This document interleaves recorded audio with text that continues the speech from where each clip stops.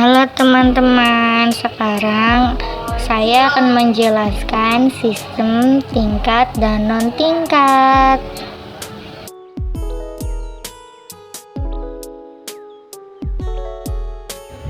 Sistem tingkat.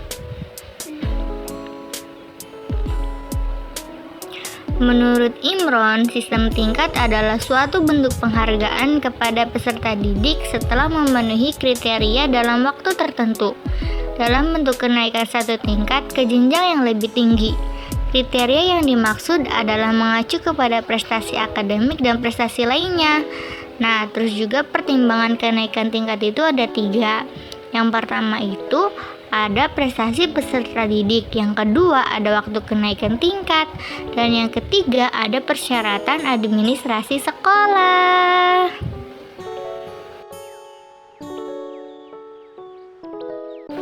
Kelebihan dan kekurangan sistem tingkat. Menurut Imron, kelebihan sistem tingkat adalah 1. Dapat dijadikan sebagai alat untuk merekayasa belajar peserta didik. 2. Efisien. 3. Rasa sosial peserta didik tetap tinggi.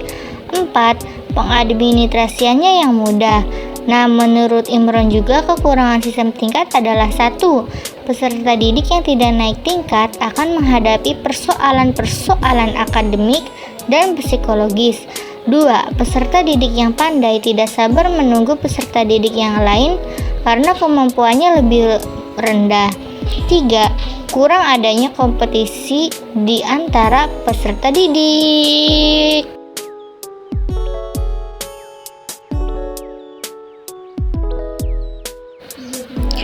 Selanjutnya, kita akan ngebahas sistem non-tingkat. Nah, apa sih sistem non-tingkat itu? Sistem ini dikembangkan dan didasari oleh pandangan psikologis bahwa meskipun peserta didik berada dalam kondisi sama atau dalam satu kelas, tetapi dalam realitasnya tidak ada yang persis sama. Selalu ada perbedaan di antara peserta didik yang satu dengan yang lainnya. Oleh karena itu, sistem non-tingkat lazim menggunakan pembelajaran yang lebih individual. Kekurangan dan kelebihan sistem non-tingkat. Yang pertama, ada kekurangan dari sistem non-tingkat, yaitu 1. Peserta didik dapat berkembang seoptimal mungkin menurut irama perkembangannya tersendiri. 2. Peserta didik dapat mengambil paket atau program sesuai dengan minat dan kesempatannya tersendiri.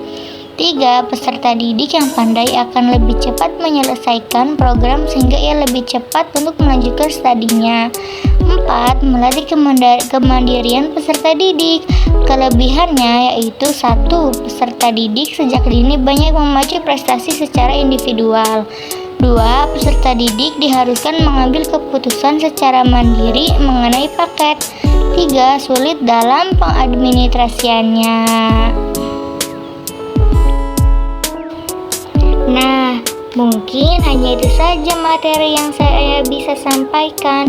Selanjutnya saya akan membacakan kesimpulannya, yaitu pilihan antara sistem tingkat dan non-tingkat tergantung pada berbagai faktornya tersendiri.